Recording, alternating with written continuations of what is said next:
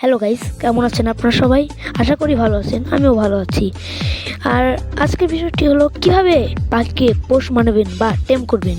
টেম যার অর্থ হলো পোষা বা পোষ মানানো। আমরা যারা পাখি পালন করি তাদের সবারই স্বপ্ন থাকে একটি পোষা পাখি পালতে, কিন্তু সঠিক উপায় বা সময়ের কারণে পোষ মানাতে পারেন না অনেকে। আজকে এখানে কিছু টিপস বলবো, সেগুলো ফলো করে যে কোনো বয়সী পাখিকে পোষ মানাতে পারবেন আপনার। প্রথমে বলে রাখি, পোষ মানাতে দরকার সময় আর ধৈর্য। যদি আপনি পাখিকে সময় দিতে পারেন আর ধৈর্য করে টিপসগুলো ফলো করেন, তাহলে অবশ্যই পোষ মানবে আপনার পাখি। আমি এখানে 10টা টিপস বলবো, তো চলুন শুরু করা যাক। 1 নাম্বার টিপস, প্রথমে আপনাকে পাখি সিলেক্ট করতে হবে। পাখি সিলেক্ট এর ক্ষেত্রে আপনারা যে কোনো বয়সী পাখি বা যে কোনো জেন্ডারের পাখি সিলেক্ট করতে পারেন। যদি আপনার টেম করার অভিজ্ঞতা থাকে আর ইচ্ছা থাকে, তাহলে যে কোনো বয়সী পাখি পোষ মানাতে পারবেন। টিপস নাম্বার 2, তবে পোষ মানাতে অ্যাডভান্টেজ পেতে হলে আপনারা ছোট পাখি সিলেক্ট করবেন। সেটি হ্যান্ড ফিডিং বেবি বা হয়মাত্র খেতে শিখেছে এমন পাখি নিতে পারেন। 3 নম্বর টিপস, পাখি সিলেক্ট এর পর সেই পাখিকে অন্য সব পাখি থেকে আলাদা রাখতে হবে। ভালো হয় আপনি যে রুমে থাকেন সেই রুমে রাখতে পারলে, এতে করে আপনাকে দেখতে দেখতে সে আপনার সাথে পরিচিত হয়ে যাবে এবং আপনাকে দেখে আর ভয় পাবে না। টিপস নাম্বার 4, এরপর পাখির সিকিউরিটি ব্যাপারে তা নিশ্চিত করতে হবে। অর্থাৎ পাখি যেন বিকট শব্দ, ইঁদুর, বিড়াল বা অন্য যে কোনো কিছু থেকে ভয় না পায়, সেটা নিশ্চিত করতে হবে।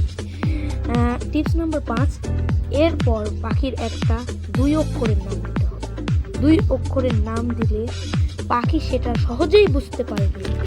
নাম্বার 6, এরপর পাখিকে প্রতিদিন অন্তত 1 ঘন্টা সময় দিতে হবে।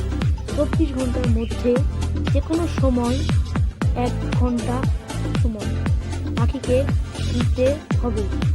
এই 1 ঘন্টায় পাখির সাথে আপনাকে কথা বলতে হবে, তার নাম ধরে ডাকতে হবে। প্রথমে কয়েকদিন কোনো মতেই পাখিকে ধরতে যাবেন না বা খাঁচার মধ্যে হাত দিবেন না। শুধু পাখির সামনে গিয়ে তার সাথে কথা বলবেন, তার দিকে তাকিয়ে কথা বলবেন, নাম ধরে ডাকবেন। টিপস নাম্বার 7, তারপর যখন দেখবেন পাখি আপনাকে খেতে আর ভয় পাবেন না, তখন হাতে খাবার নিয়ে খাঁচার মধ্যে হাত দিয়ে পাখিকে নাম ধরে ডাকবেন, কথা বলবেন, কোনোভাবেই ধরতে যাবেন না পাখিকে। টিপস নাম্বার 8, হাতে এসে একটু করে বসবে, আবার চলে যাবে বা হাতে কামড়ও দিতে পারে, কিন্তু কামড় দিলে চিৎকার করা যাবে না। এতে চিৎকার করলে ভয় পেতে পারে এবং আপনার কাছে আর নাও আসতে পারে।